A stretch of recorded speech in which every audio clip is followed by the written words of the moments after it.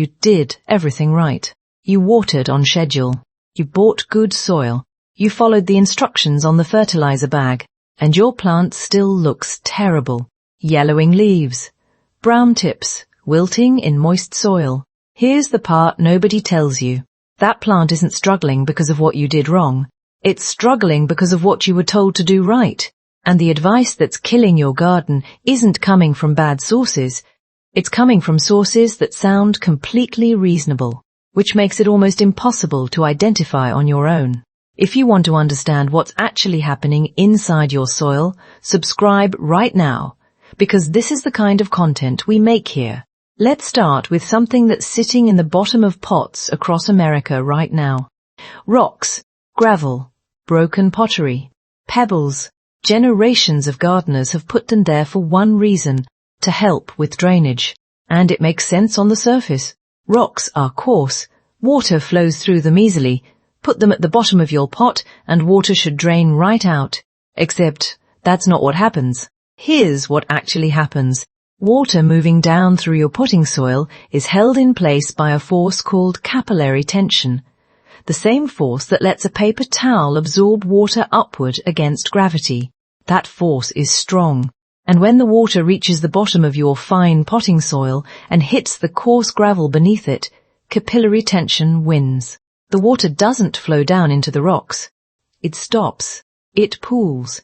It accumulates right above that gravel layer until the entire lower portion of your pot is saturated. Your plant's roots are sitting in standing water. No oxygen. No gas exchange. Just slow, anaerobic rot from the bottom up. And the rocks you added to prevent this are the exact reason it's happening. The fix takes 10 seconds. Remove the gravel. Fill the entire container with uniform potting soil. Let it make direct contact with the drainage holes. But here's where it gets more interesting. Because you can follow that advice perfectly. No gravel, no rocks, good drainage. Plant directly in the ground instead.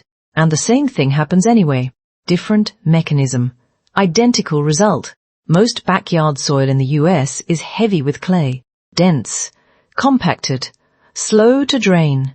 So a gardener does what feels logical. They dig a nice hole, fill it with rich, fluffy compost or premium potting mix, and plant directly into it. That hole becomes a bathtub. Water flows freely through the loose, porous backfill and then hits the compacted clay walls. Clay has an extremely low water infiltration rate. The water can't escape. It pools at the bottom of that hole. Roots that try to grow outward hit a wall of dense clay and turn back. Roots at the bottom drown, and from the surface, the soil looks perfectly fine. This is called the bathtub effect, and it has killed more trees, shrubs, and vegetable plants than most gardeners will ever realize, because nothing about the plant's decline points back to the hole you dug 2 months earlier. The solution isn't digging a better hole. It's stopping the isolated hole entirely. Spread your amendments, compost, organic matter, conditioners, broadly across the whole planting area. Create a gradual transition in the soil, not a sudden pocket. That way, water moves through naturally without pooling. So now, you've fixed your containers. You've fixed your planting approach. Your soil structure is working properly, and your plant is still yellowing, still struggling, still not growing the way it should. This is where most gardeners completely lose the plot because the next thing they do makes everything worse. They add more fertilizer, and that decision turns a manageable problem into a full-blown chemical crisis. Here's what's actually happening. Most municipal tap water in the US carries dissolved calcium and magnesium carbonates added to protect city pipes from corrosion. Those carbonates are alkaline, and every time you water with hard tap water, you are slowly pushing your soil's pH upward. Now here's the critical part. Nutrients in soil aren't just sitting there waiting to be absorbed. They only exist in plant-accessible forms within a specific pH range. For regular garden soil, that's roughly 6.2 to 7.2. When your pH drifts above that range, quietly, over weeks of routine watering, nutrients like phosphorus, iron, and manganese chemically bond to soil particles. They're still in the soil, but your plant cannot access a single molecule of them. This is called nutrient lockout, and the symptom of nutrient lockout is yellowing leaves. So a gardener sees yellow leaves, assumes deficiency, and adds fertilizer. But the problem was never a lack of nutrients. The problem is that the nutrients are locked away. More fertilizer means more dissolved salts accumulating in an already locked out substrate. The electrical conductivity, essentially the soil's salt concentration, climbs to toxic levels. Now the plant shows burnt leaf tips and brown margins. The gardener thinks it's a different problem, adds more products. The plant keeps declining, and the gardener concludes they just can't keep things alive.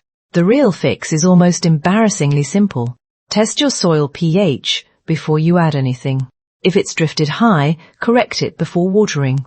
And if your tap water is hard, which you can find out from your city's free annual water quality report, be aware that simply adding a pH down product often isn't enough. The carbonates in hard water act as a chemical buffer.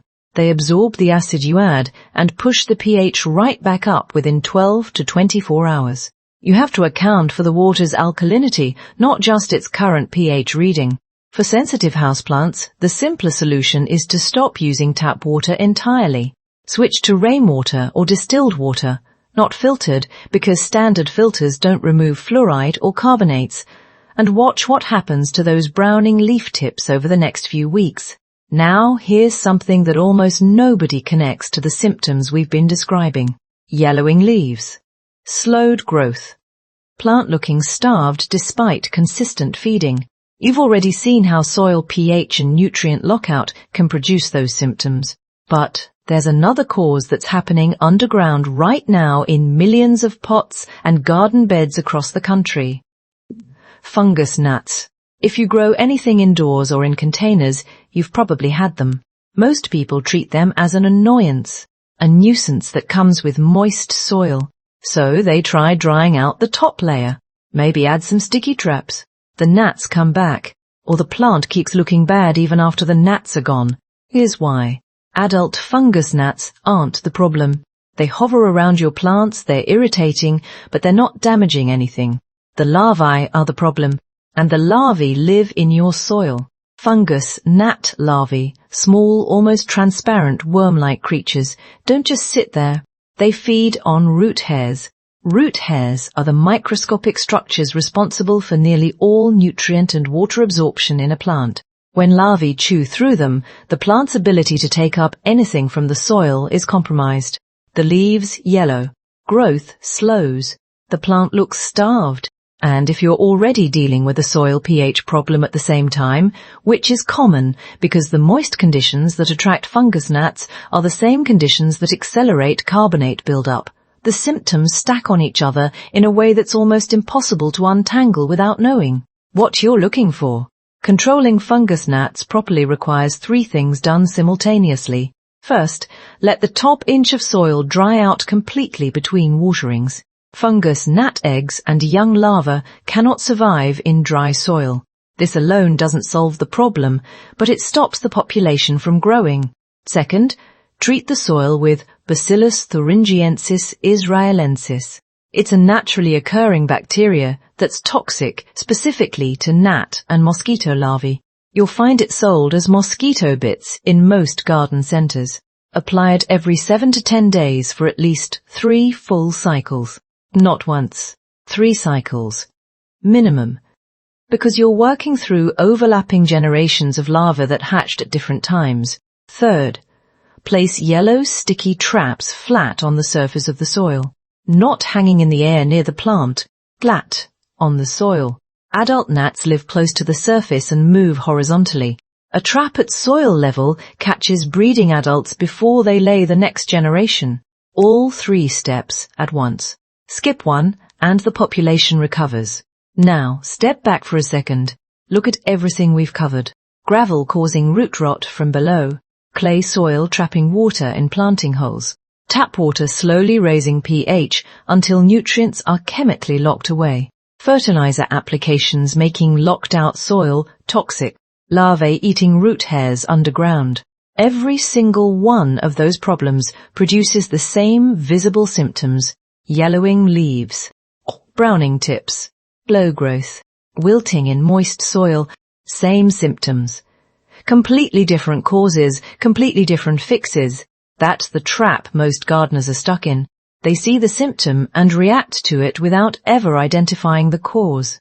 And every reaction that addresses the wrong cause adds another layer of damage. So here's the diagnostic sequence that actually works. Step 1. Before you add anything to your soil, test the pH. Inexpensive meters are available at any garden center and online. Your target is 6.0 to 7.0 for soil, 5.5 for containers and soilless mixes. If you're outside that range, correct it before watering or fertilizing. Step 2. Look up your city's water quality report. It's public information, free, and published annually. Search your city name plus water quality report. Look for alkalinity and hardness numbers. If your water is hard, know that your soil pH is climbing a little with every watering and plan accordingly. Step 3. If you're seeing gnats alongside yellowing and slow growth, don't treat them as separate problems. Assume root damage is a factor until you've completed a full 3-cycle treatment and seen recovery. Step 4. If you're growing in containers, audit what's at the bottom of your pots. If there's gravel, stone, or any coarse material below the soil, remove it. Uniform soil. Direct drainage. Full stop. Here's what that actually means in practice for your garden. Your plants don't need more products. They need an accurate diagnosis. The money most struggling gardeners spend on fertilizers, supplements, and pH correctors is largely wasted. Not because those products don't work, but because they're being applied without knowing what the actual problem is. A plant with a perched water table doesn't need better fertilizer. A plant with nutrient lockout doesn't need more nutrients. A plant with root hair damage from fungus gnats doesn't need a different pot or a new location. Each of those needs its specific solution, and only its specific solution. Once you match the fix to the actual cause, the plant responds. Sometimes within days. That's not gardening magic. That's just solving the right problem. If something in this video shifted the way you think about what's actually happening in your garden, hit the like button. It tells us this kind of content is worth making more of. And it genuinely helps other frustrated gardeners find it. Drop a comment and tell me which one caught you off guard the most. The gravel myth? The tap water pH drift? The fungus gnat root damage? I want to know what hit differently.